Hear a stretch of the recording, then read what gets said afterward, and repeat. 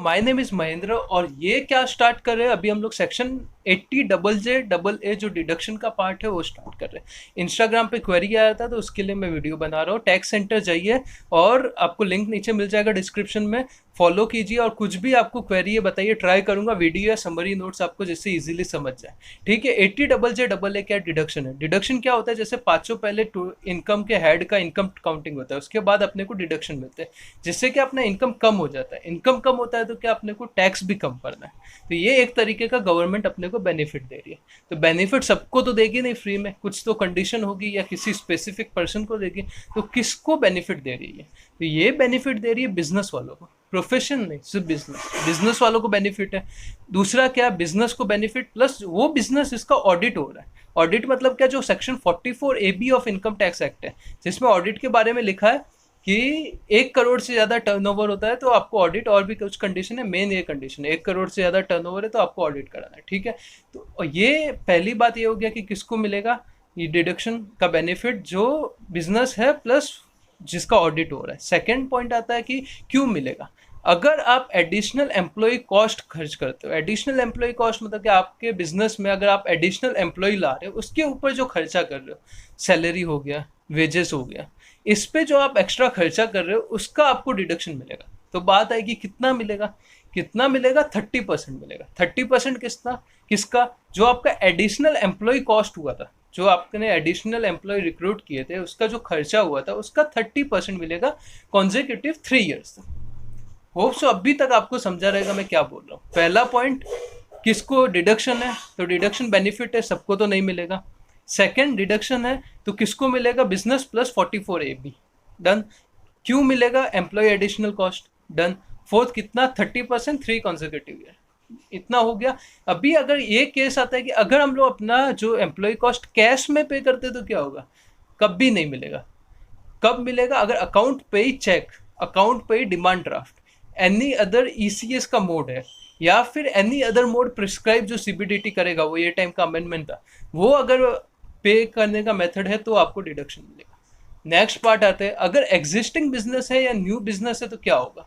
अगर existing business आपका चल रहा है, अगर आपका एग्जिस्टिंग बिजनेस सालों सालों से चल रहा है तो आपको एम्प्लॉय कॉस्ट बेनिफिट तभी मिलेगा अगर आपके एम्प्लॉय जो पहले थे उससे ज़्यादा बढ़ गए। जैसे ईयर एंड पे आते, पहले हम लोग के पास 10 एम्प्लॉय थे, हम लोग 3 एम्प्लॉय नए हायर किए, ठीक है, बट 5 एम्प्लॉय निकाल दिए, तो अपना नेट तो 10 से कम हो गया, तो अपने को नहीं मिलेगा। ठीक है। अगर न्यू बिजनेस है, न्यू बिजनेस में तो जो भी होगा वो एडिशन ही होगा, ठीक है, तो उसमें तो मिलेगा।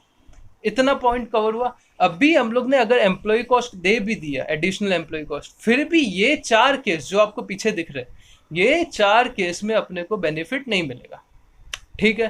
पहला केस क्या है, पहला केस है कि अगर जो एम्प्लॉय है उसका सैलरी 25,000 रुपये से ज़्यादा है, अगर एम्प्लॉय का सैलरी 25,000 से ज़्यादा पर मंथ हो रहा है तो मतलब प्रोफेशनल टाइप है, तो आप वो कोई बेनिफिट के लिए तो क्या मतलब प्रोफेशनल हायर कर रहे हो तो उसका नहीं मिलेगा, फर्स्ट कंडीशन। सेकंड कंडीशन, अगर आप ये जो एम्प्लॉय हायर कर रहे हो वो पूरे साल में अगर 240 दिन 240 डेज से कम काम करते हैं तो आपको एम्प्लॉय नहीं, ये डिडक्शन नहीं मिलेगा।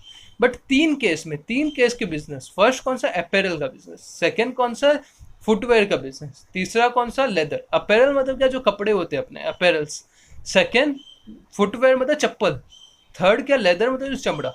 ये 3 के बिजनेस, कौन सा, कपड़े, चप्पल और चमड़ा, ये 3 के बिजनेस में अपने को एडिशनल जो डिडक्शन मिलेगा अगर 150 डेज से कम है तो भी, मतलब जो नॉर्मल कैसा, अगर 240 दिन से कम एम्प्लॉय काम करता है तो भाई नहीं मिलेगा। पर इस केस में 150 दिन के ऊपर करता है तो भी मिलेगा, मतलब कैसा, 150 दिन से कम भी करता है तो भी तो नहीं मिलेगा।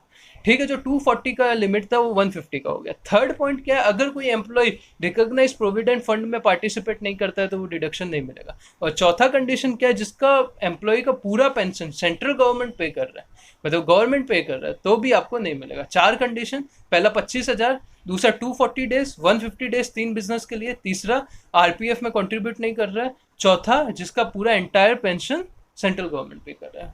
ठीक है, वापस एक बार रिवाइज कर लेते हैं कि किसको डिडक्शन कैसे मिलेगा। डिडक्शन किसको मिलेगा? बिजनेस जिसका 44AB में ऑडिट होता है उसको मिलेगा। सेकंड कंडीशन, क्यों मिलेगा? अगर एडिशनल एम्प्लॉय कॉस्ट इनकर कर रहे हो तो मिलेगा। कितना मिलेगा? 30% मिलेगा। 30%, ठीक है, 3 कॉन्सिक्यूटिव ईयर तक मिलेगा, ये भी ठीक है। चौथा पॉइंट आ जाता है कि अगर कैश में पे करोगे नहीं मिलेगा। किस में पे करना है? अकाउंट पे चेक, अकाउंट पे demand draft, any other mode of ECS, और चौथा अपना एनी अदर मोड जो प्रिस्क्राइब करेगा CBDT। हो गया। अगर एग्जिस्टिंग बिजनेस है, न्यू बिजनेस है, एग्जिस्टिंग बिजनेस है तो क्या चाहिए? एग्जिस्टिंग बिजनेस है कि जितने एम्प्लॉय थे उससे बढ़ने चाहिए। न्यू बिजनेस है, जो बिजनेस जो एम्प्लॉय आ रहे हो नए ही है। फिर 4 कंडीशन में तो मिलेगा ही नहीं।